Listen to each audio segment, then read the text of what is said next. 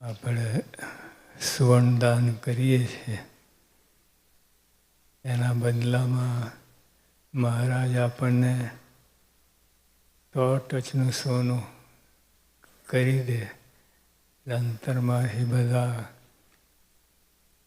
ભરવાડ કાઢી મૂકે અને શુદ્ધ કરીને આપણે ભગવાનની ભક્તિ કરીએ એવા બનાવે.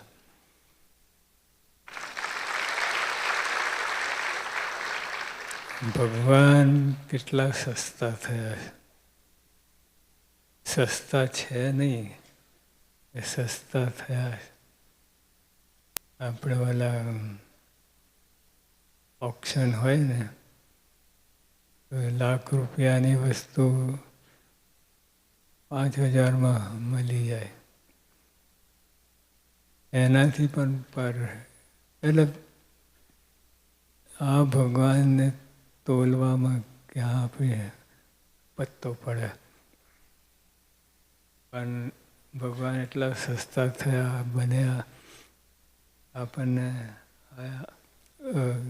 લાભ આપ્યો, એટલે એ લાભ લઈ લેવાનો ખરેખર.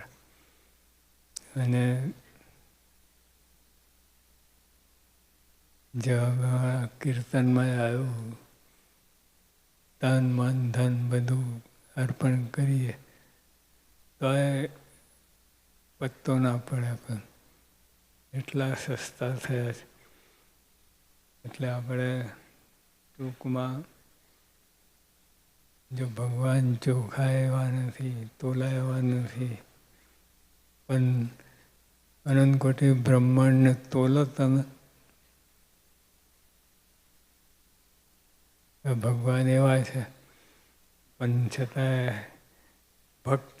ભક્તનો ભાવ જોઈને એમને બીજું કાંઈ જોઈતું નથી. ભક્તનો ભાવ હોય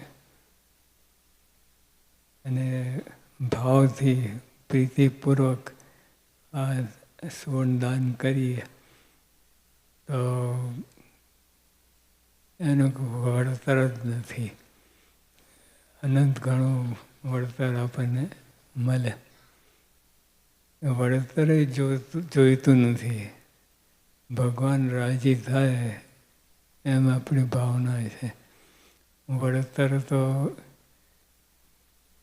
₹1 આપે તો કિલો ઘઉં મળે, એ વળતર કહે. વળતર નહીં, એનાથી આગળ રાજીપો.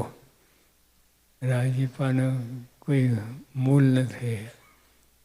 એટલે અને આ મોટા રાજા મહારાજાઓ એક શ્લોક બનાવી આપે તો ગામોના ગામ આપી દે. તો ભગવાન તો શું ના આપે. એટલે પણ આપણે જે કંઈ કરીએ, હમણાં કહ્યું ને, અનંત ઘણું વળતર. 1 ગણું પુણ્ય ને ઘણું દાન, 1 ગણું દાન અને ઘણું પુણ્ય. તે પુણ્ય જાય છે ક્યાં? આપણે તો કોરા ને કોરા, લુખ્ખા ને લુખ્ખા જ છે. એ ખાતા પાડ્યા છે ભગવાને. એમાં મોક્ષના ખાતે બધું જમે થાય છે. આ લોકોની વસ્તુ મળે કે ના મળે એ બધું ઠીક છે. 5,000 આપો તો 50,000 મળે એવું વળતર નહીં. મોક્ષ કોઈ ના આપી શકે.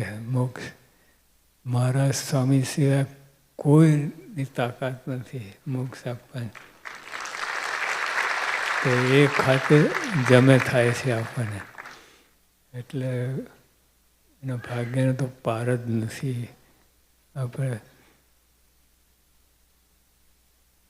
આપણે બધા તોલાઈ જઈએ.